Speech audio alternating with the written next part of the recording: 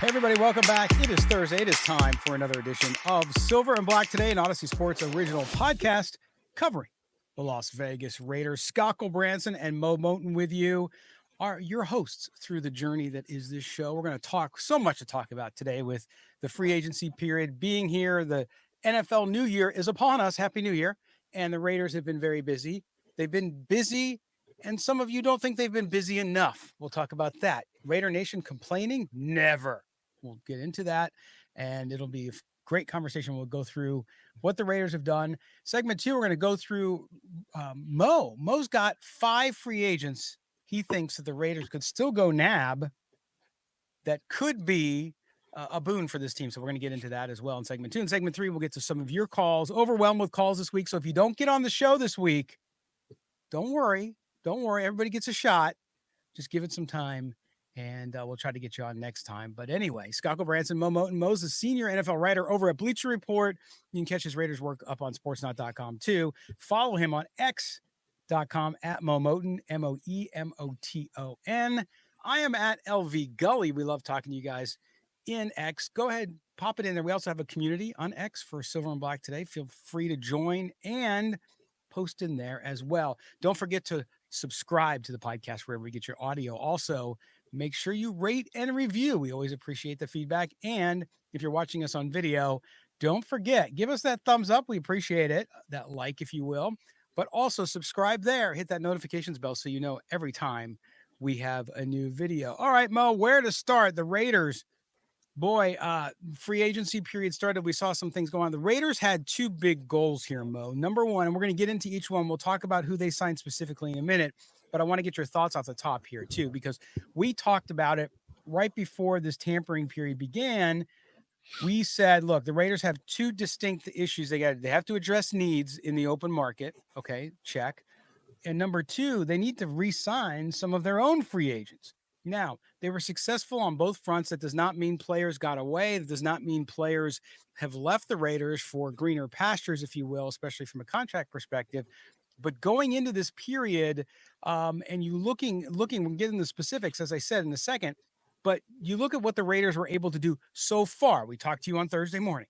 So far, how do you think they've done in addressing those 2 areas, keeping their own, and number 2, going out and filling big spots of need on this roster? Signing their own, I think they've done fine. Not perfect, of course. I mean, it was perfect, but they lost, as you mentioned, a few guys. Robert Spillane goes to the Patriots. Nate Hobbs goes to the Packers. Trayvon Merritt goes to the Carolina Panthers. There were a lot of fans that were upset at one or a few of those departures. And what the Raiders did was they replaced those guys with less costly additions. Robert Spillane gets $12.5 million with the Patriots. They replaced him with Landon Roberts, who signed with the Raiders for a 1-year, $3 million deal. Merritt goes to the Panthers on a deal that's going to pay him about $17 million a year. And then they bring in Jeremy Chin, who's going to get about $8 million a year, or 2-year, $60 million deal max, I believe. So that's about half of what Merritt is going to get. So again, you want to keep your own, but it's very clear to me that John Spytek and company didn't want to overpay even for their own free agents that were, set to hit the market. So they're going to be prudent. They're going to be, I said, fiscally responsible. I see a lot of people throwing around those words now to either mock me or using their debates. But I seriously think this is what they came into free agency thinking. We have a set number, and we're not going to go over that number for this player or that player. Now, I think the other part of this is you asked about, there were 2 things you asked about. Now, filling their needs, there's still a lot of work to be done. I'm not here to throw rainbows and unicorns at you and say, free agency has been absolutely perfect.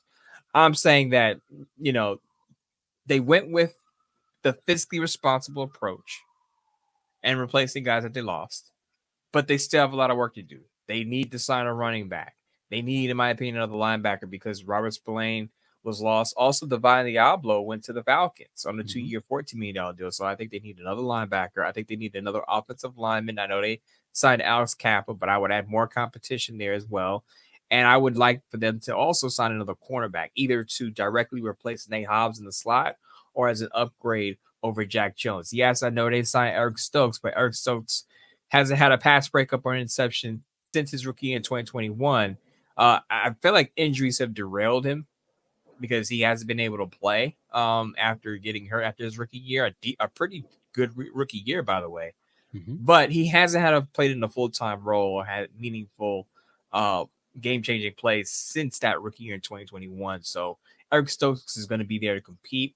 I want to see the Raiders add another cornerback who's been a starter with more experience on the outside or in the slot. Yeah, and I think that's where I was trying to make to be funny at the top of the show about some people not being satisfied. And listen, it's a progress. I'm just we've become, and I say we because I'm looping myself in, so I'm not sitting here casting dispersions on others because I'm guilty of it too sometimes. And that is, we want instant everything, and you see other teams make this signing, that signing. You can't compare yourself to others, and I think for once the Raiders showing financial restraint. That's a bad thing for all the bad contracts they've gotten themselves into over the years. To me, this speaks to, hey, no, we have a plan. It might not be to win the Super Bowl next year, but listen, we have a plan. And you know what? Even guys like Trayvon Moore, look, I listen, I understand a lot of Raider fans loved him and he's a good player, but is he worth that money? I don't think so. You and I said that many times here. I just don't think so. So why are you going to overpay for a guy when you got all these other needs? Go out and you get guys. Yes, it's not being cheap. It's being smart. And if being smart gets you better, great. If it keeps you even keeled and it allows you to address other needs, then great. So I like what they've done here. I'm not giving them an A+ or anything like that, but this is a solid B+ if I'm giving a letter grade because look what they did. So I mean, we're going to take a look here. If you're watching us on video, I got a screen up here, but you look at Geno Smith, and I know we're going to get into that in a minute. But they addressed the quarterback position. Some of you aren't happy with that. Again, not everybody's always happy all the time. In fact, nobody's ever happy all the time. So they got Geno Smith there, the trade for a 3rd-round pick. Of course, that was the Devontae Adams pick that they received in the trade, number 92, I believe it was. Then you have Jeremy Chin. You talked about 2 years, $16 million, and they bring back Malcolm Kuntz for a 1-year deal at $12 million. Lonnie Johnson Jr., again, I think he's going to get some time in there. Like you said, Mo, they still need another cornerback. He might play. He plays special teams a lot. A good special teams player. Eric Stokes, same thing. Guy who's been injured. 1 year, $4 million. They're hoping that he can regain what they thought he would be in Green Bay. Alden Roberts, again, a 1-year deal. Adam Butler signed the next 3-year extension, which was a good sign as well. And then, as you mentioned, Alex Kappa, 2 years, $11 million. So you look at this, Mo, and I'm not saying all these guys are going to light the world on fire, nor do I think all of them will be back in year 2. I think this is what's so smart about this is you sign some needs to replace. You knew you were going to lose some of these guys in free agency, clearly, because you had their number, and I'm sure the tea leaves were telling them. But they're not locked into a Corey Littleton contract. They're not locked into these longer term deals with these guys. So there might be some placeholders until they can address it in the draft or address it in free agency this year or next year. Right. So you mentioned Corey Littleton, and I've been around the Raiders or been writing about the team long enough to remember countless signings where you sign that guy to a $3-4 year deal, and he's only playing for the team for 1 or 2 years, and then you're holding on to dead cap money. And then the Raiders are now that this regime is deciding to do things a different way, where they say we're not going to hand out long-term contracts. We're not going to overpay for average or slightly above average. We're going to retain some of our own on good value deals. You mentioned Malcolm Kuntz, 1 year, $12 million. He gets getting about the same amount of money as Joey Bosa got to go to Buffalo, right? And then you have Adam Butler, who's making a shade over $5 million a year, $11 million guaranteed. So again, the Raiders are looking at this as saying this is a weak free agent class, and a lot of people have said that going into this. If you listen to any of the analysts out there, they were telling you that this is a weak free agent class. Right. There aren't a bunch of Saquon Barkley type signings. Remember, last year, Saquon Barkley was a free agent. Derrick Henry was a free agent. People like running backs are here and there. The best running back on the market this year was Najee Harris, and he got 1 year, $9.25 million. He had one of the most, people would say, underwhelming contracts. By the way, we're at Bleach Report. I had Najee Harris on my cover as one of the players that was going to be disappointed in free agency, because Najee Harris, while he's solid and durable, he's not this elite running back. And behind him, Rico Dowdle arguably is the second best running back in the market. He also signed for a 1-year deal with the Panthers on Wednesday. So again, this wasn't a strong free agent class where you're splurging on a bunch of guys. This is a free agent class where you want to spend wisely, because a lot of these guys are coming off injury-riddled seasons. Some of them are past their prime. A lot of them have to have prove-it years because they haven't had a lot of history or track record as starters. That's this type of free agent class. This is not the free agent class you want to spend a ton of your cap space on. You want to be careful. But a lot of fans, I understand, don't want to hear that, because there's what they call FOMO, Scott, fear of missing out, where you're seeing all of these teams sign all of these players. And what are the Raiders doing? You look at the Patriots, and they've signed like 8 guys in the first 3 hours, right? And the Patriots had over $120 million of cap space, but the Patriots, like the Raiders, are changing things around. But again, they felt like, okay, we need immediate starters here, there, here, there. We're not worried about losing guys. We got to bring in an influx of guys. The Raiders, as I've said, and I know you disagree with me early on this one, they have some pretty good pieces. The injuries didn't go their way last year, but they needed to add depth. It feels like we talk about this every offseason, Scott. A playoff contending team, a Super Bowl winning team, not only has a good starting 11 on each side of the ball, they have quality depth. And you could say the Raiders are working on the depth part of this, but also the biggest upgrade. They handled business before free agency and trading for Geno Smith. I think people are overlooking that. If the trade for Geno Smith had happened during free agency, I think people feel better about it because it's during the free agency window. But the Raiders, like a responsible football team, took care of the 2 most important things they had to take care of: the quarterback position and then getting Max Crosby on that extension. They did both of those things before the legal temporary period started, and people aren't talking about it because it didn't happen this week. It happened at the end of last week. Right. And if everyone the Raiders had, if they could have signed everyone, if everybody wanted Spillane back, everybody wanted, all these guys back, wanted Murray back. It's like, look, you can't do that. Take care of Max Crosby. By the way, Geno Smith's going to get a new deal. I don't know how long it's going to be, but he's going to get a new deal too. That's part of the reason he's coming to the Raiders, because he wanted one from the Seahawks and they weren't going to give him one. So the Raiders you have to consider that too, right? So you can't, excuse the expression, you can't blow your whole stack of bills, your whole wad in one fell shot, because then what happens? To your point about depth, to your point about, hey, draft picks, the first round draft pick, yeah, I get how the cap works, and that's good. You want those rookie contracts, but you just don't know. And again, I'll go back to Robert Spillane. It's a good example. When they signed him away from the Steelers as a free agent, it wasn't like Robert Spillane was a top linebacker. There were still some questions if he had anything left in the tank. He did great with the Raiders and under Antonio Pierce and Patrick Graham. And when they signed him, it was a $3 million salary. I think his first year is a 2-year deal only, right? So it was kind of a prove it deal. So some of these players they signed this year that you're not that excited about might be that guy too. You just don't know what's going to happen.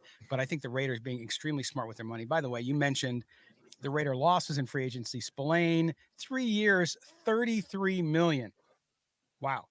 Trayvon Merrick signed with the Panthers, $51 million over 3 years. Nate Hobbs, of course, another loss. We like Nate Hobbs. Couldn't stay on the field, though. I remind people of that all the time. 4 years, 48, and Divine Diablo with the Falcons for 2 years at $14 million. So, yes, Raider Nation hates to say goodbye to its own. Fans have a great relationship with a lot of these guys, and these guys were all good people and good to the fan base too. So I think that's when you see a guy go and wasn't really endeared to the nation, then they don't really care as much. But when you have guys like this, you understand it. And Mo, I think this is with the modern NFL too, and with the way the salary cap is, GMs and teams have to be cognizant of, okay, when do you overpay for somebody, or not overpay, but when do you pay them full value, and when do you say, well, yeah, he's a good player, but we have other things to do. We got to manage this budget. We got to manage this cap, and let that person walk as even though they're a fine player, and hope that we can draft in that position, get younger and cheaper. And it's not just about saving money. It's about managing the overall payroll to stay competitive, to build that depth. Right. And I think the other thing to note here is that Robert Spillane at linebacker, Trayvon Merrick at safety, those are low premium positions. They aren't considered, Correct. key positions. When you think key positions, you think quarterback, offensive tackle, wide receiver recently, edge rusher. Like those are the positions that teams spend a lot of money on it, and you can gauge that by just looking at what the franchise tag worth is for those positions. They're higher on the pay scale. If you look at where safety is, linebacker, running back, those are very low on the premium scale. So the Raiders felt like we're not going to overpay at those lower premium positions. We have some replacements in mind that are going to cost us half or less than half of what we would have to pay to keep some of our guys. And then we're going to roll with some bargain bin additions. Again, I know it's not super exciting for some of the fan base because they want to see the hot, sexy names. But you don't win. Winning free agency isn't a sign of an improving football team. There you go. A lot of times there's guys you sign within the first 2 hours of free agency wind up getting released, contracts restructured, not on your team after a year or two. It's about spending wisely and filling as many needs as you can. As I said, not a perfect free agency because the Raiders still have some work to do. They have some positions they need to add veterans to. Yes. But the one thing I will remind people is that once Geno Smith's contract is ironed out, they'll have a better gauge of what they have in cap space. I'm sure they have an idea, but they want to get that contract extension ironed out first. Absolutely. And that's what we're going to do when we come back. We're going to talk a little bit about where the Raiders stand. And then Mo's going to give us some players he believes the Raiders could go after that could help in those positions of need that aren't going to cost them an arm and a leg, but could definitely contribute to this team. But all I know is that, it seems as though, and I know we might have said this in the past too, but it seems as though this front office with the Tom Brady influence, with John Spytek there, a guy who's very experienced, who's been through and done a good job in the past, and then of course with Pete Carroll there as coach with a lot of input, it seems like they're trying to build. Yes, they want to win now. It seems obviously the Geno Smith trade, I think, was indicative of that, but at the same time, they know they need to build the right way. If you're going to build a sustainable winner in the NFL, you don't just, like you said, Mo, win free agency and suddenly you're the belle of the ball. So good stuff. All right, when we come back, we're going to get into where the Raiders stand, the players Mo thinks can help this team out, and we'll update you a little bit too on the draft because the Raiders got some compensatory picks from free agents they lost last season. So we'll get into that when we come back here on segment 2. This is Silver and Black Today, an Odyssey Sports Original podcast. You're with Scott and Mo. We're coming back right after these words. Welcome back, everybody. Segment number 2 here on Silver and Black Today, an Odyssey Sports Original podcast. Hope you're enjoying the show and your week and the weekend coming up. Do us a favor. Do Mo and I a solid, right? We need your help here. Make sure you subscribe to the podcast wherever you get your audio. Even if you're watching us and you don't listen to us per se, just do it anyway. We could use it. It helps us significantly. Make sure you look for Silver and Black Today, whether it's Spotify, Apple, wherever you get your audio. And don't forget, rate and review. Also, if you're watching us on video, make sure you like the video, make sure you subscribe and hit that notifications bell so you know when we have a new one. Scott and Mo back with you. Lots to talk about. And Mo, hey, the Geno Smith trade, let's address that too, because we didn't get into it in the first segment, but some people felt deflated about it. Other people were like, does this mean we're not going to draft a quarterback?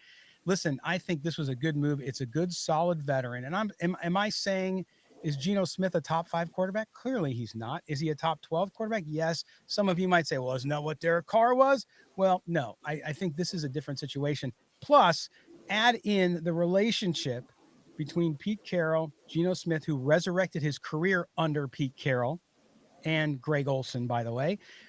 And you put that together, and this is a guy that I think the Raiders now can go into the draft. If they get a guy on day 2 at quarterback, okay, fine. If he doesn't work out, oh well, you got Geno Smith.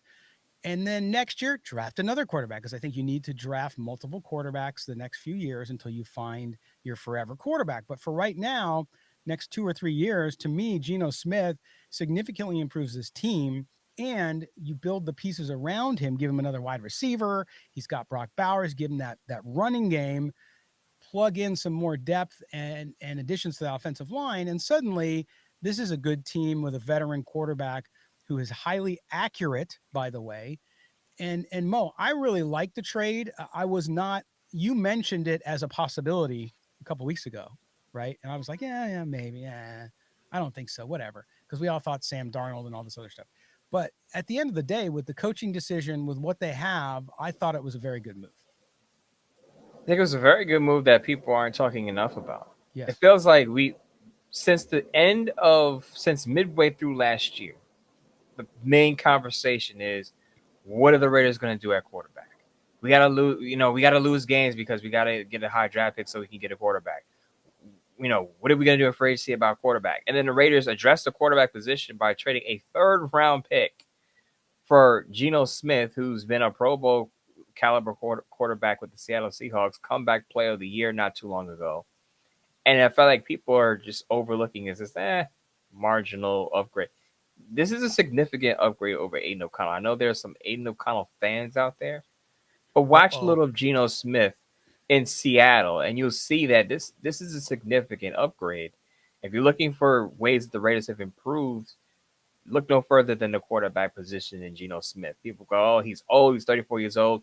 Geno Smith was a backup for half of his career, so while he's 34 biologically, doesn't have the same wear and tear as some of Yes. these other quarterbacks who've been playing and starting for 10 years. Remember, he started for a few years with the Jets, was a backup with the Chargers for a bit, with the Giants for a little bit. He was a backup in Seattle before they parted ways with Russell Wilson. So this isn't a 34-year-old quarterback with a decade of games on his arm.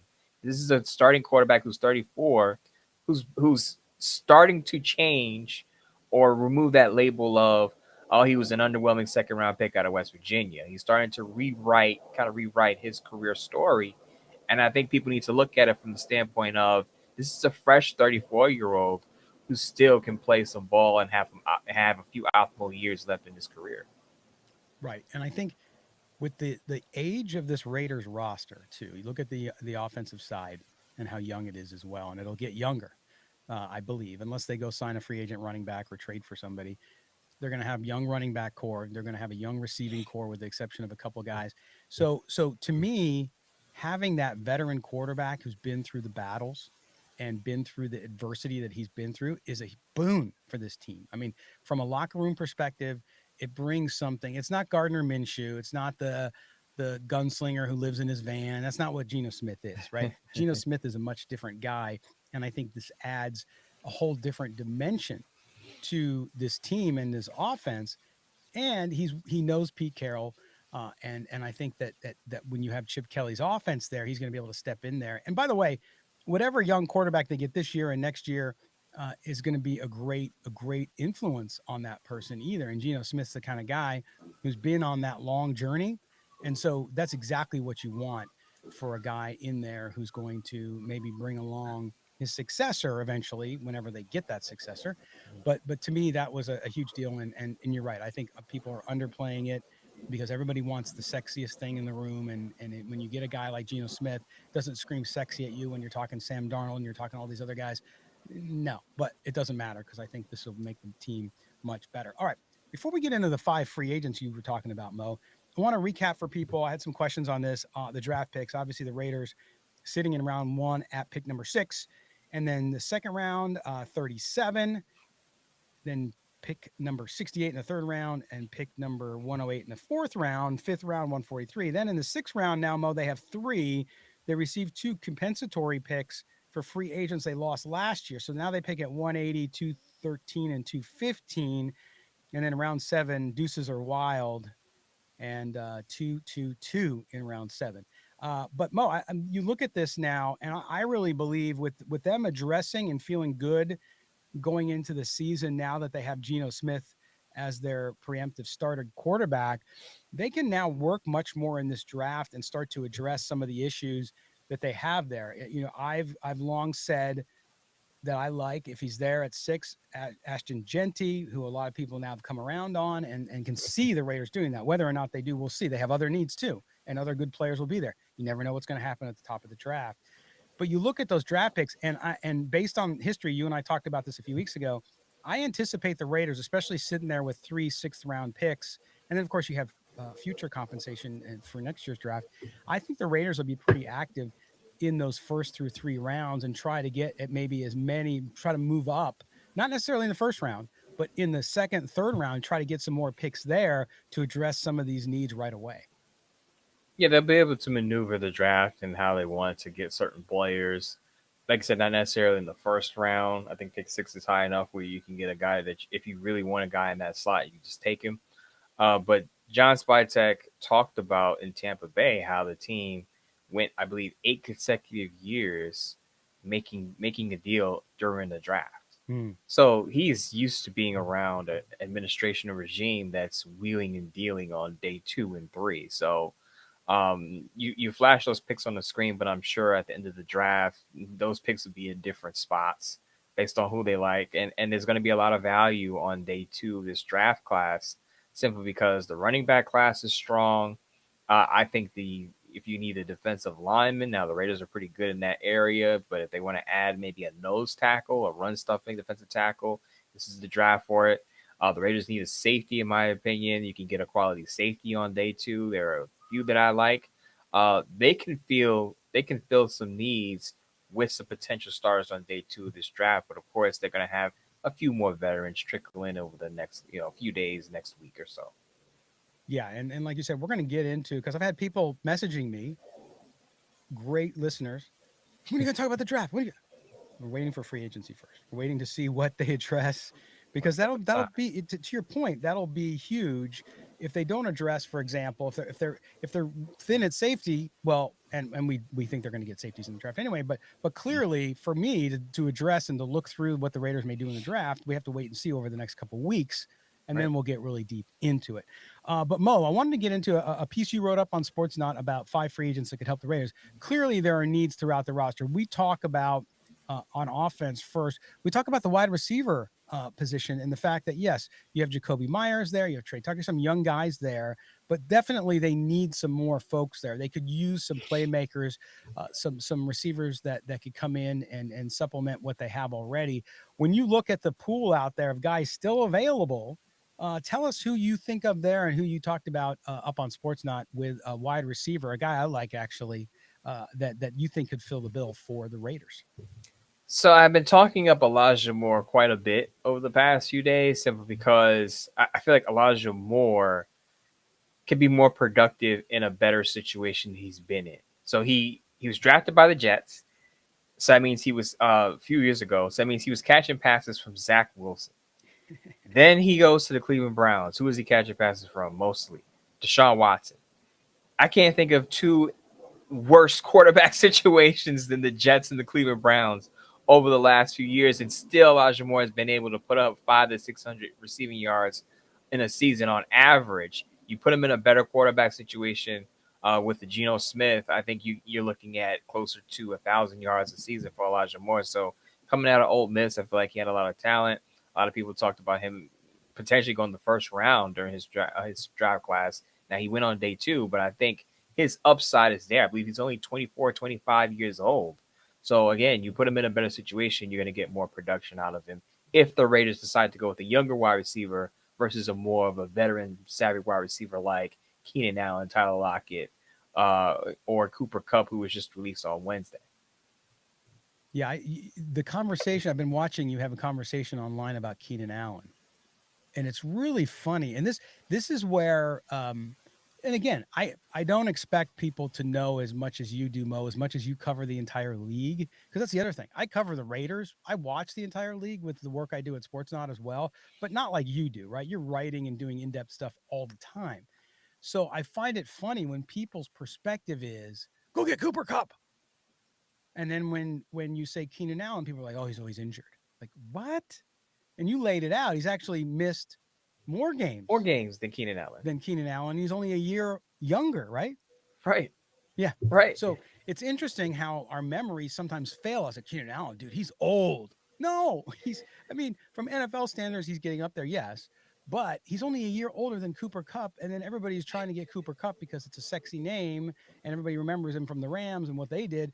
But in reality, before you pass judgment on some of these guys, make sure you look into the background, is all I'm saying. and it takes very little time to sit there on your phone and just look at, oh, how old is he? How long has he played? Blah blah blah. But two very good options. Now you look at running back. Is there anybody out there, Mo, for this team still on the free? You talked about it's not a great free agent market to begin with, but if you're looking just to supplement that room and then maybe go get a young guy in the draft, who out there is someone you think could help the Raiders and be there to help Geno Smith open up that offense a little bit? Now I had Rico Dowdle on the list, but Rico Dowdle signed with the Panthers, as I mentioned, a 1 year deal. Now, if with Rico Dowdle off the market, these aren't the top names, but as I said, there are no Saquon Barkley's, Derrick Henrys, and Josh Jacobs in this free agent running back class. So now you're looking at J.K. Dobbins. I know he has an injury history, but played well with the Chargers. Missed a little bit of time at the end of the season, but I would guess that if you're signing J.K. Dobbins, you're signing him to a contract that reflects that injury history. So he's probably the best running back right now available.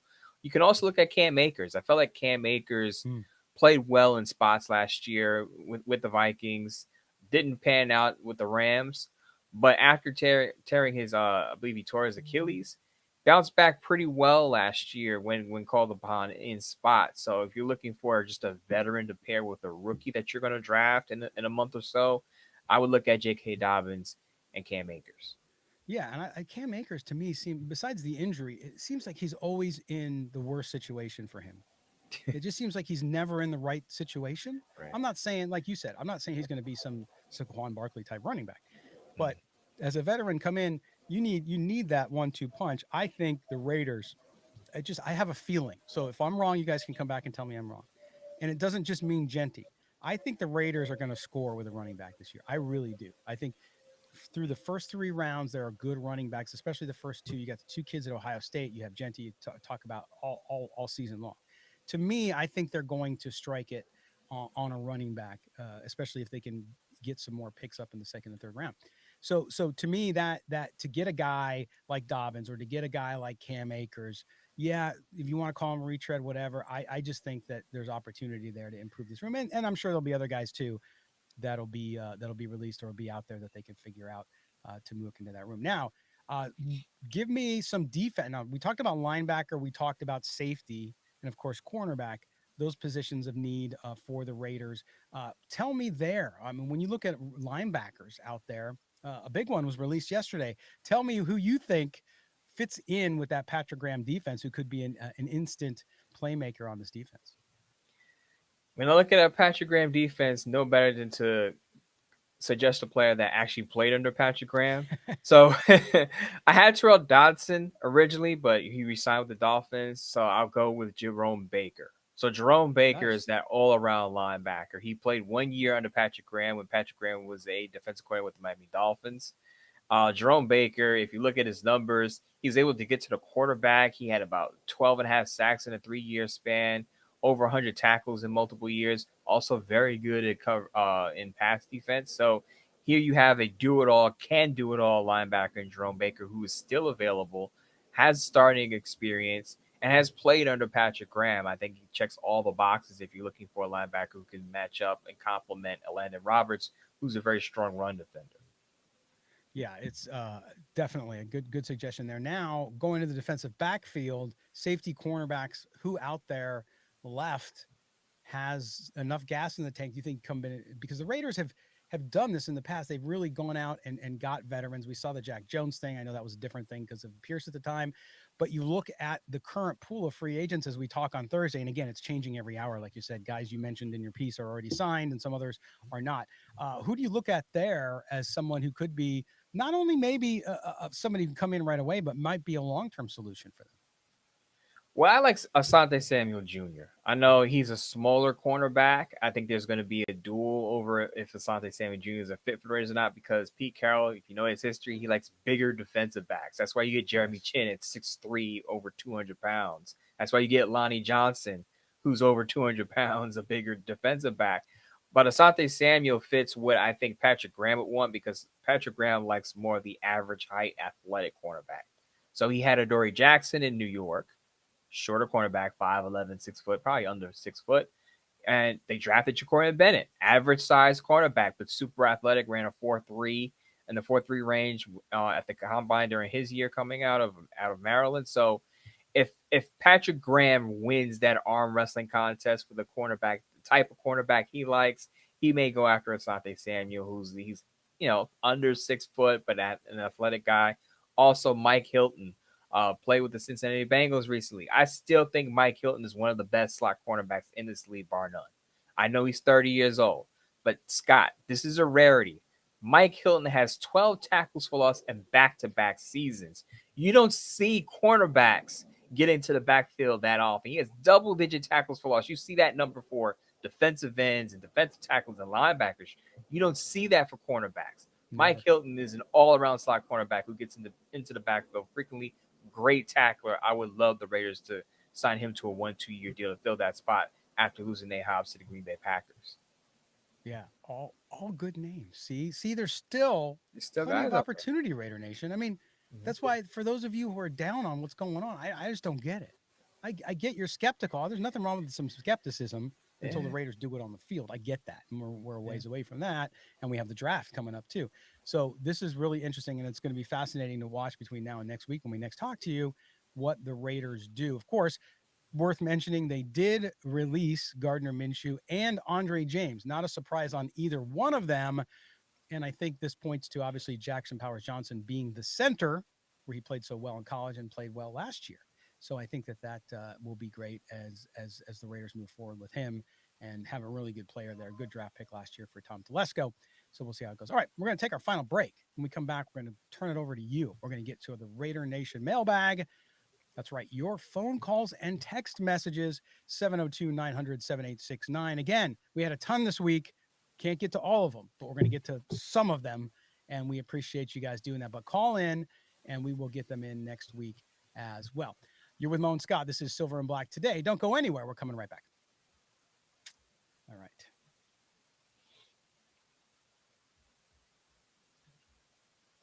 In 3, 2, 1.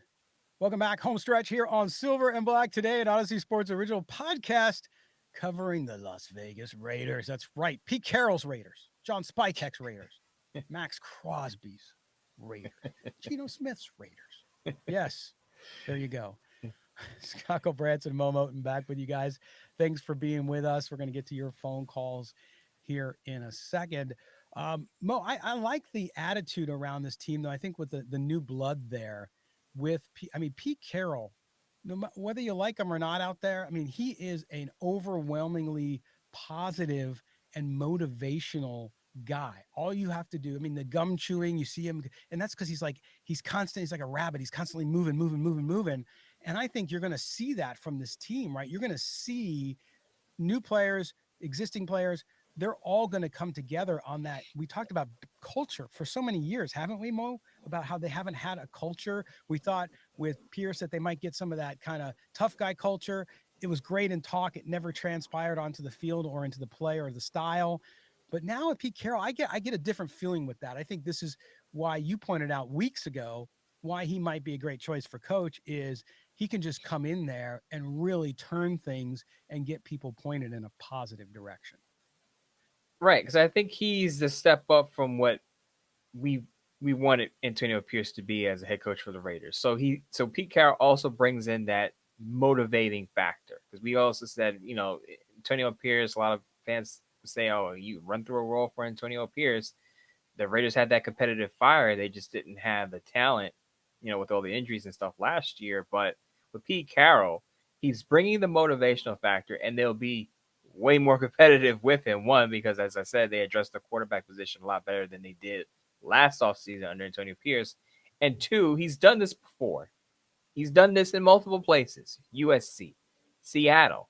He's built programs and teams up from the ground up, and he's trying to do that with the Raiders, and I think he'll have some success. So I think the Raiders will be a Super Bowl team right out the gate and win 12 games? No, we'll see. But I think to get to the playoffs, you got to improve. What's the saying, Scott? Crawl before you walk before you run. The Raiders were a 4-win team last year. I think they're winning more than 4 games this year simply because, one, as I say again, they improved at the quarterback position and they improved at the head coaching spot because now they have a guy who's walked the walk and talked the talk before. Yeah, and I think one of the things I'll point out too, and this is something that maybe Antonio Pierce just backtracking will learn from, and that is Pete Carroll failed too, big time, right? When he was with the NFL first, the Patriots, the Jets. He's been there. Like he walked the path of not succeeding. Then he goes to USC, succeeds in college, and goes back to the NFL, wins the Super Bowl. Could have won two. But to me, that is so important. And I think all of you out there, I don't care what you do for a living, whether you work in retail, whether you're a construction worker, whether you're a corporate executive, whatever it is that you do, you learn so much from failure. And so I love that Pete Carroll's been through every possible road and down every avenue that led to dead ends and that led to great success. And I think that'll benefit the Raiders organization overall. All right, we're going to get to your phone calls now. First up is our buddy Misha down in Orange County. Here's Misha. Scott, Mo, what's up, guys? It's Misha from Orange County. I would imagine that the inbox is probably blowing up right now, so I don't imagine I'll make it on. But no worries, I can talk to myself. It's all good. But yeah, I mean, didn't see that one coming. That was a name that I don't think was on anybody's mind, mine included. So surprising for sure, but I gotta admit, I'm really not mad at it. I'm actually, I'm cool with that. I'm cool with Geno. And yeah, I mean, there's a good amount of folks who probably are not happy about it, and I can't quite wrap my head around that because, I get it. I mean, Geno's not the sexiest option. I totally get that. But, for the naysayers, just ask yourself this one question. Are we better than we were at the end of the season, last season? The answer is yes. Then you can't be mad. I mean, come on. Look at the coaching staff we've brought in. Look at the GM we've brought in. Look at the moves we've made. And bringing in Geno, I mean, come on. To me, it just seems like we're I don't want to say light years ahead of where we were last year, but I mean, we're in a much, much better position than we were before. And so I can't be upset about that. I have to be encouraged by that, and I am. But it does raise, I mean, we answered the quarterback question, but it does bring up, I guess, more questions in terms of which direction do we go now, and as far as the draft goes. I mean, you guys can put on your GM hats for a little bit, and I mean, what direction are you thinking? Do we get another quarterback in the draft, which I am in favor of? I still think we should kind of follow the Falcons model and draft a young QB just in case the Geno thing doesn't work out. Or do you guys think we should go towards another position, possibly Genti? Let me know what you guys think. Love the show. And you guys have a good one. Take care. All right, there's Misha in Orange County. Thanks, Misha. I appreciate it. And Mo, yeah, the thing with Geno Smith, and we'll get into the second part on the draft in a second, but Geno Smith, here's the thing. People who were poo-pooing the move, which was a very small minority, I think. I think most people were okay with it because, to his point, much better off than they were a year ago.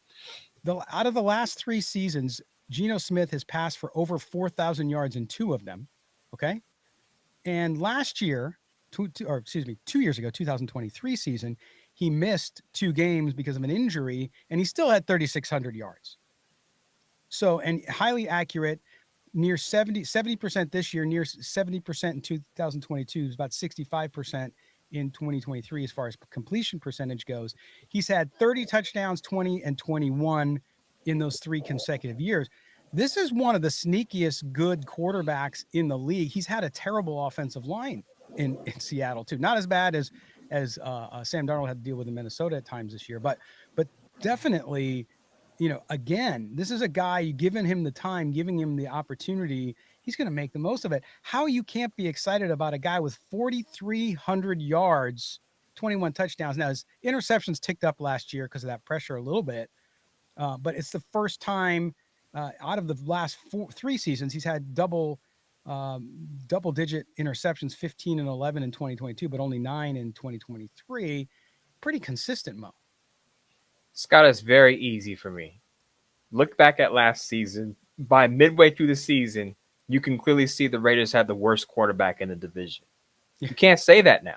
No. Now, while Bo Nix looked good as a rookie last year, it's not a given that he's going to – remember, we always say this, Scott, progress isn't always linear. You don't always go up. It doesn't always improve year to year to year. I mean, look at C.J. Stroud. People were saying, oh, he regressed a little bit behind a bad offensive line, by the way. But we can't assume that now that the Raiders, even in their division, clearly have the worst quarterback. If you look at there's people like to do these stat comparisons, right? We made fun of the C.J. Stroud, Aiden O'Connell comparisons during the offseason a few weeks ago. If you look at the numbers between Justin Herbert and Geno Smith over the last few years, they're very similar numbers, right? And a lot of people would admit that some Raider fans don't like to admit that that Justin Herbert is a pretty good quarterback, but for the masses out there that know that Justin Herbert is a quality quarterback, Geno Smith's numbers are very comparable. As I said, we can't assume that Bo Nix is just going to take another second-year leap. Look at C.J. Stroud. His numbers regressed a bit. So you can't say that the Raiders right now with their quarterback situation, oh, they got the worst quarterback in the division. Not so. Not so. At the very least, it's pretty even keel with online with Justin Herbert, kind of in that realm. Now, I will put Justin Herbert maybe a little higher. But you again, they're not at a deficit at the most important position. Now, a lot of people had a problem with Geno Smith getting $40 to $45 million a year, and I just wanted to address that really quick, Scott.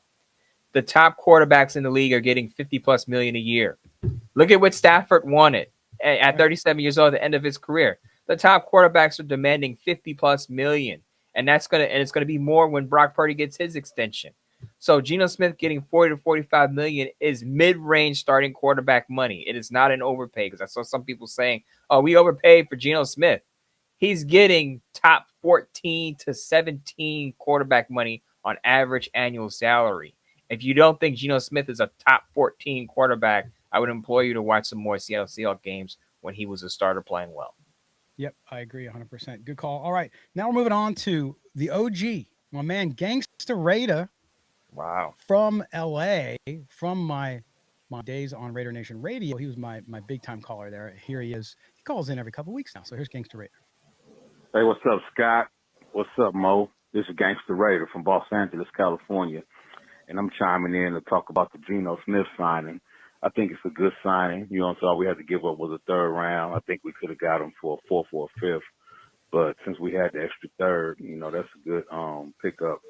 But I also feel that we should also draft a quarterback in the first round, because he's like a 1-year stopgap,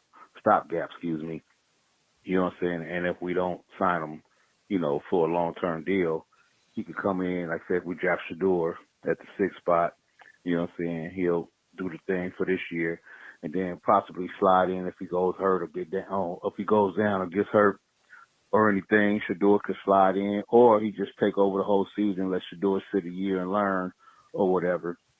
I also think we should bring in Marcus Mariota if he's available, and that should be our quarterback room. Geno Smith, Shador Sanders, and Marcus Mariota, of course, with Aiden O'Connell, if we still keep him, if they don't trade him or anything. I think that'll be a good quarterback room, due to the fact that Chip Kelly and Mariota got a history from Oregon.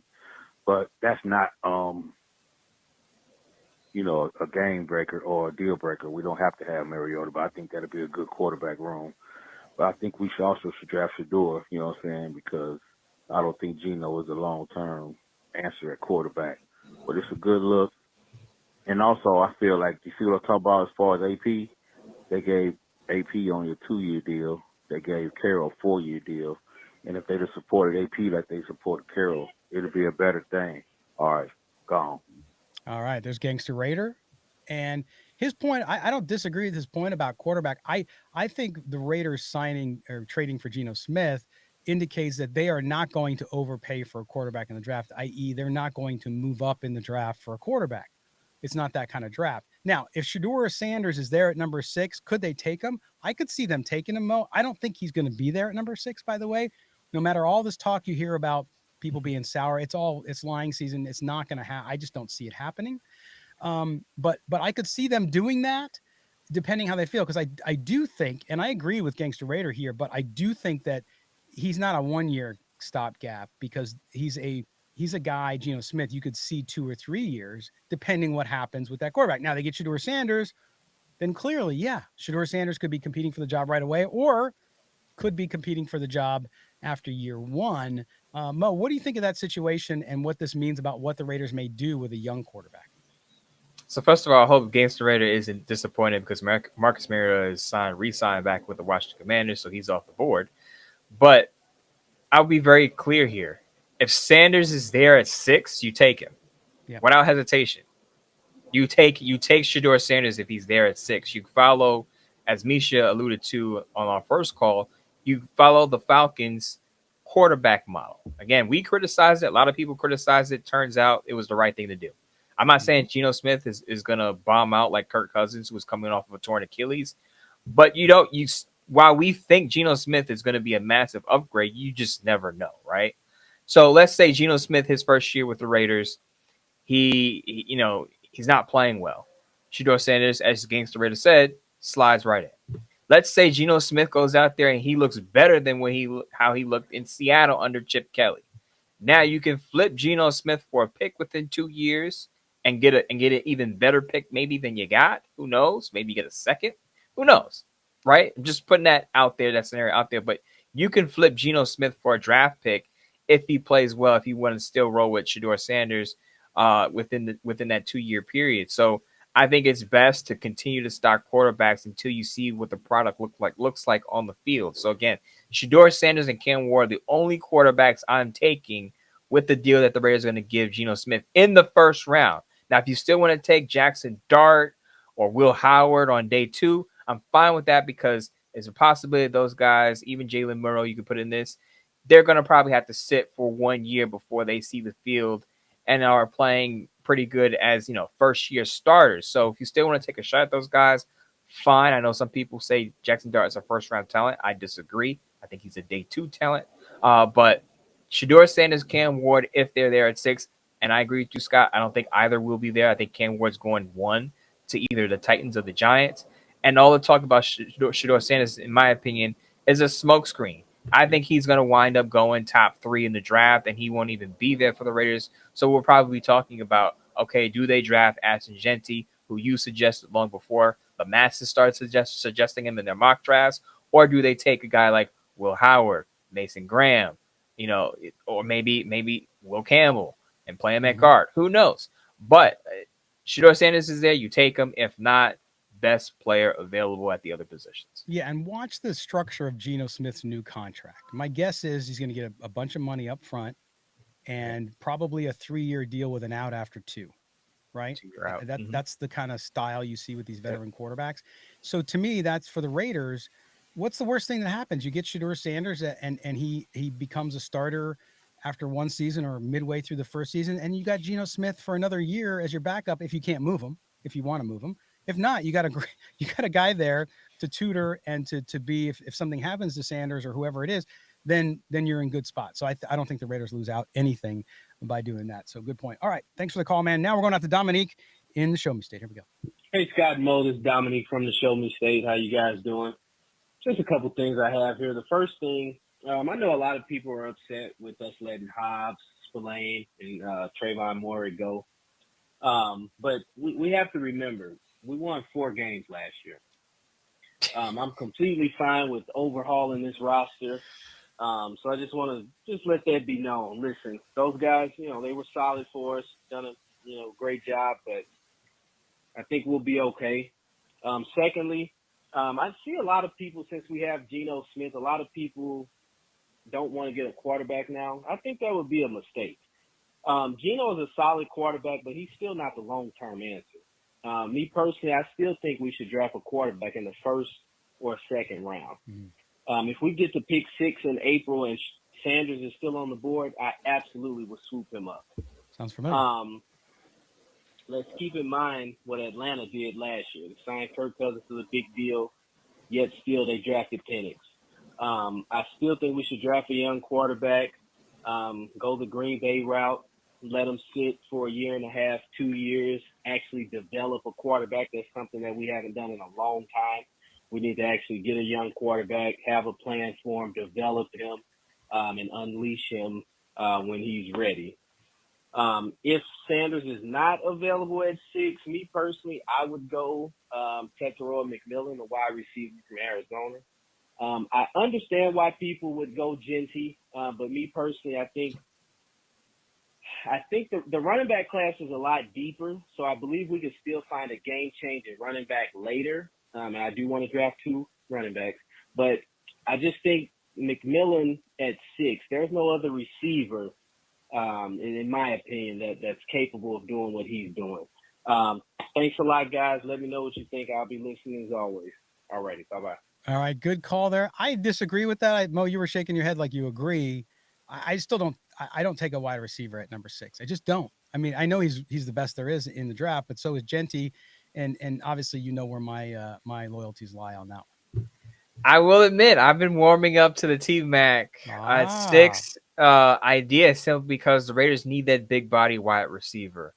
I feel like I know they have Brock Bowers and he's all pro rookie tight end. But we all know injuries happen. What if Brock Bowers goes down? What if Brock Bowers doesn't have an elite performance? Then what are you working with? You're working with Jacoby Myers and Trey Tucker, who improved last year. But let's be honest about Trey Tucker. He's a wide receiver 3 or 4. I think they need that big body wide receiver. I would be fine with McMillan at 6, depending on what's available. Now, I'm sure come draft day, if Genty's on the board and McMillan's on the board, there are going to be some fierce debates, and there are going to be 2 sides where some people say we can get a good running back, as Dominic said, on day 2, get the wide receiver in Ted McMillan, because there's no wide receiver comparable to him, just like there's no running back comparable to Genty, but the wide receiver class isn't as strong, isn't close to as strong as the running back class coming in. The running back class is probably that position is probably one of the strongest positions, if not the strongest position in this class. Whereas the wide receiver position is kind of mediocre. You have some fast guys. Golden is now moving up mock drafts because of his combine performance. But with Ted McMillan, I think he fits what the Raiders need, and that's some size at the position. I will be fine with T-Mac at 6. I do agree with Dominique on this one. All right, there you go. Dom, thanks for the call, man. We appreciate it. All right, now on the Raider Rob. Hey, guys, it's Raider Rube in Fargo, North Dakota. Geno Smith, I like it. I think he's our guy for the next couple of years at least. It'll be interesting to see what his contract looks like. And the free agency, not mad at it. The fact that we just got some bargain basements, bottom of the DVD value, 99-cent bin, that's fine. Buy low. Hopefully we can sell high with some of those players. Not mad at that either. I'm curious now about the draft strategy. Spytek's all been about, drafting players and getting as many players to contribute as possible. It's what he took pride in Tampa Bay. I think he's going to do that here with the Raiders. I don't think we're drafting a quarterback this year. And that makes perfect sense. Get a bunch of guys, running backs, D tackles, that kind of thing to fill up a roster. And then next year, just like Kansas City did, just like Baltimore did, just like Buffalo did, next year's draft, we then get aggressive, trade up at the pick 7, 8, 9, 10, and find one of those quarterbacks, because there's going to probably be 3 or 4 franchise quarterbacks. Trade up there, get your guy next year. He sits a year behind Geno in year number 2, and then if we have the next Patrick Mahomes, then we trade Geno, just like Kansas City did with Alex Smith. That's where I think we're headed. I like that.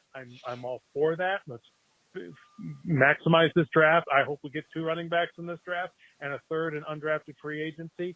I want us to rebuild that running back room and get D tackles. This draft is full of those guys. That's where I hope we go. I want to know what your thoughts are. You probably already covered it today's show. Thanks, guys. Bye. All right, there's Raider Rube, not Raider Rob. Raider Rob is next. This is Raider Rube in South Dakota. So thanks for the call, man. And listen, I agree with him. The only disagreement I have with him is I think, yes, on his plan for next year with maybe trading up for a quarterback where there's a better class, but I still think you take one this year, as you mentioned earlier, Mo. So in this case, I think he's right, but I also think he's wrong, because I think you do it anyway. You got to take as many hits at the pinata as you can. Right. I would take a quarterback still, as Dominique said, just in case the Geno Smith thing blows up injury, doesn't play well, whatever the case is. I'm stacking up on quarterbacks until I see the product on the field work the way I want it to work. So you haven't seen Geno Smith in this offense yet. So just continue to stack quarterbacks. But the Raiders still have enough draft capital where they could take a shot at a quarterback. Let's say they take Will Howard in round 3, right? And all the other positions, they fill up all the other positions at defensive tackle, as Ray Rube suggested, running back. I agree with him there, and I would draft 2 running backs and add an undrafted running back as well, because it said the running back free agent class super weak this year. But if you need a running back, this is the year to address that need going into the draft, because there are plenty out there that the Raiders could stack up on. So I do agree with Ray Rube on that one. They don't panic. So Raider Nation, I understand the running back room right now is a mess. Sincere McCormick is your best running back, and he ended the season with an injury. But there's just plenty of time, specifically in the draft, day 2 and day 3, to address that position. Absolutely. All right, now on to Raider Rob in San Diego. What's up, Scott? What's up, Mo? This is Raider Rob calling you guys out of San Diego here. Man, a lot of good stuff. A lot of action in the offseason. I love Geno Smith acquisition.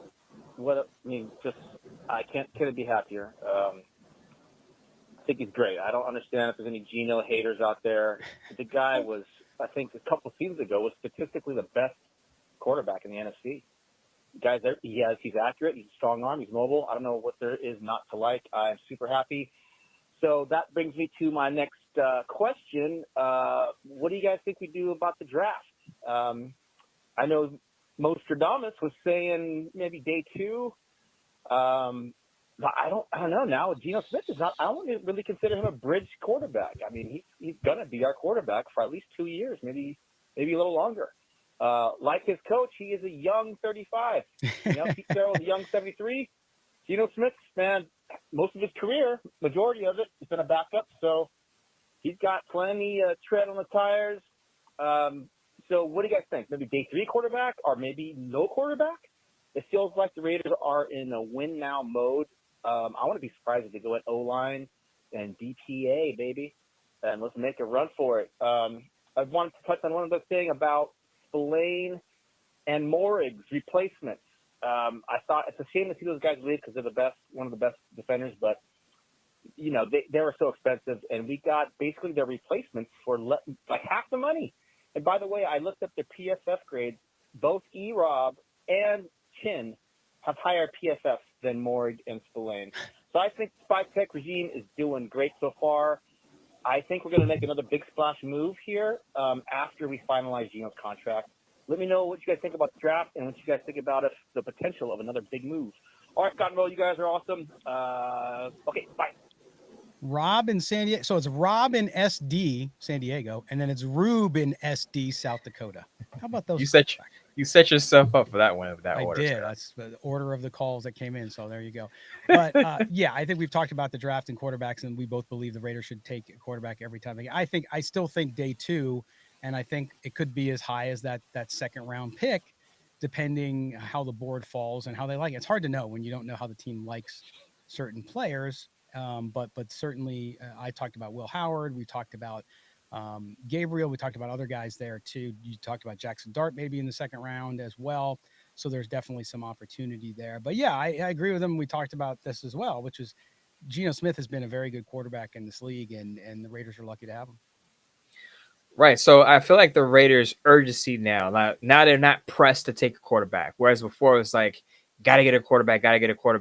Bringing in Geno Smith lessens the urgency that, okay, we have to take a quarterback. Again, if Sanders is there at 6, you take him. But other than that, I'm not taking any other quarterback other than Cam Ward or Sanders in the first round. I don't think either are going to be available for the Raiders at 6 anyway. But again, Will Howard is a guy that I look at in the 3rd round, because I think there's a good chance Jackson Dart goes in the 2nd round. I would prefer to draft a running back, Quinshon Judkins out of Ohio State, in the 2nd round. And if Will Howard is there in the 3rd round, you take a shot at Will Howard because he knows Chip Kelly's system, obviously, from his last year at Ohio State. So, and then you mentioned Dylan Gabriel as well, late pick. Some people like Curtis Rourke. You have all your options there on day 3 that you can take a flyer on, fine. But, remember what Tom Brady talked about. He said that, some quarterbacks are just playing too early. Tom Brady sounds like a guy who likes his quarterbacks to sit a little bit before they can get out there and play some football. So if they do take a quarterback on day 2 or day 3, he's going to be developed. And we'll see what happens with Aiden O'Connell. Maybe Aiden O'Connell's on the roster. Maybe he's traded. Who knows at this point? We'll see. But he's going to be developed as well. So just to have a room of quarterbacks, where you have your starter in Geno Smith and you have a couple of guys you can develop behind them, is a good thing. Absolutely. All right, good call. I'm going to close out the show with a call from T. Dougie. Haven't heard from him in a while. Here we go. Hey, Scott. Hey, Mo. This is T. Dougie in California. Just looking at Raiders free agency, looking at, the possible draft prospects that we can take, and personally, I wouldn't want to pay Trayvon Merrick or Nate Hobbs the money they got. I don't think it was a good value. Personally, I also think that, Robert Spillane should have been retained. He's the quarterback of the defense, and he knows Patrick Graham's system. And I think there has to be something said about continuity, especially with the new regime. But I get it. Spillane isn't the splashy linebacker like a Roquan Smith, but based off what he got, I would have still matched that. But again, that's just my opinion. Hopefully they can figure out a good replacement. And, I'm good with Chin. Chin's a great replacement. I like the guy from Pittsburgh. He looks like he's a good, grinder. And I'm going to trust, a defensive-minded staff with Pete and Patrick Graham. So hopefully they make good decisions. I love that they brought Coots back, man. That was big, $12 million. I think that's a great contract for him as a prove-it deal. For the draft now, there's a big debate in Raider Nation at 6. If Shedeur Sanders is available at 6, do you take him? And I would say, as a fan, yes. He's not going to be as flashy as Genty or like maybe a Will Johnson, or it really just depends who's there, right? But I mean, how often are we going to get, a top 6, 7, 8 pick? You don't know, especially if the Raiders, have a decent year next year. We could be looking a lot further down the draft. Take a chance on him. I know we got Geno, but when you have 2 quarterbacks competing like that, only good things can happen. So that's just my opinion. If Shedor's not there, I'm okay with Genty. I think he could be, somebody really special. And if not, trade back and collect some more picks. That's all I got, guys. Thank you for taking my call, and have a good one.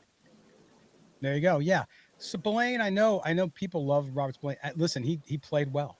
$11 million a year, though. I think that was too rich for the Raiders, and I don't blame them. Continuity, as he mentioned, important, Mo, but at the same time, you have to look and say, okay, he's a good player. Can we do better with a younger player, or can we do better somewhere else? And clearly that's what Spytek and Carroll and Graham, I'm sure, had input there too a little bit. That's what they must be thinking. The other thing that I don't think people are looking at is, and I think Tristan Kuhn on Twitter pointed this out, Carroll has a history of having athletic linebackers. Robert Spillane's relative athletic score was poor. So you have to also look at fit, right? I know it's Patrick Graham's defense. He's the one calling the plays, but Carroll's going to have his influence now as the head coach. So there's a possibility that Carroll wasn't, I'm not reporting this, it's just me speculating. Maybe Carroll wasn't as high on Robert Spillane as a lot of fans are. And I think maybe Carroll wants his type of linebacker in there. You bring in Landon Roberts now. I remember when Spillane, you brought this up in the first segment. I remember when Spillane was signed. We talked about his deficiencies in coverage, and we were saying it's a meh signing. And people are looking at Landon Roberts signing in the same way. And I would just say that, how do we know Landon Roberts can't give you 80 to 90% of what Spillane gave you? And if he does for a fraction of the contract that Spillane got from New England, I'd say that's a win, because now you save some cap space where you can use that cap space to address other needs elsewhere. Remember, it's all about balancing a checkbook. I look at it as a puzzle. If you spend too much here, it's less to go around to other positions of need. As we said, it's not a perfect offseason. The Raiders still have some needs to address. and they still have some cap space to spread around. So I'm fine. It hurt me to see Spillane go somewhere else too, because as you said, Dougie, quarterback of your defense, your inside linebacker there. But if you're going to have to overpay, the Raiders are saying, no, we'd rather go with a value pickup in Atlanta Roberts and maybe pick up another linebacker for agency of the draft and go from there. Go with a linebacker that maybe fits Carroll's mold on the inside. So I'm totally okay with that. Wish Spillane the best, and he was a pretty good Raider, but it is what it is. It's a business, and he probably wanted the best payout he could get after playing well for the Raiders over these past 2-3 years. Absolutely. Again, thanks to all the callers. If we didn't get to your call today, my apologies. Don't have the time to get to them, but we appreciate it. Keep calling in, and we will cycle through it and do that as well. If you texted as well, sorry we didn't get to it, but we will next week too. So keep them coming. Keep them coming. No problem there. So appreciate it. Mo, let everybody know what you got coming the rest of the week. And then, of course, remind everybody about your Bleacher Report lives each week as well. So at Bleacher Report, I'm going to be pretty busy. I'm going to be ranking backfields. Of course, the Raiders don't really have much going there, so it's not going to be a Raider mention on there. I'll tell you that now. But I also have other articles out on free agency, teams that made the best moves, best bargain bin moves. We usually do this at Bleacher Report every year where we categorize, most overpaid or best bargain bin, best value deal. There're going to be some interesting, commentary on those. As you mentioned, the Bleacher Report lives Monday through Wednesday, 9 p.m. Eastern Time, 6 p.m. Pacific. There's been a lot of great conversation there. Some of the callers here are familiar with the Bleacher Report lives. I have a lot of fun with the chat comments in there, a lot of smart suggestions in there. So if you've been attending those Bleacher Report lives, continue to do so. It's been fun with free agency. Anytime there's news to actually talk about, it's always a fun time over there. There you go. All right. Well, guys, we appreciate it. We'll be back here next week. So be back with us. We appreciate you watching. We appreciate you listening. Again, a reminder, don't forget to subscribe wherever you get your audio. Also, if you're watching us on video, same thing. Subscribe, give us a thumbs up, and hit that notifications bell so you know when there's a new video. Mo, my friend, I will see you next week. Take care, Scott. Take care, Raider Nation. All right. For our producer, Mike Ravier, for Mo Moten, I'm Scott Branson. This has been Silver and Black Today, an Odyssey Sports original podcast covering the Las Vegas Raiders. Have a great weekend, everybody. We'll see you next week.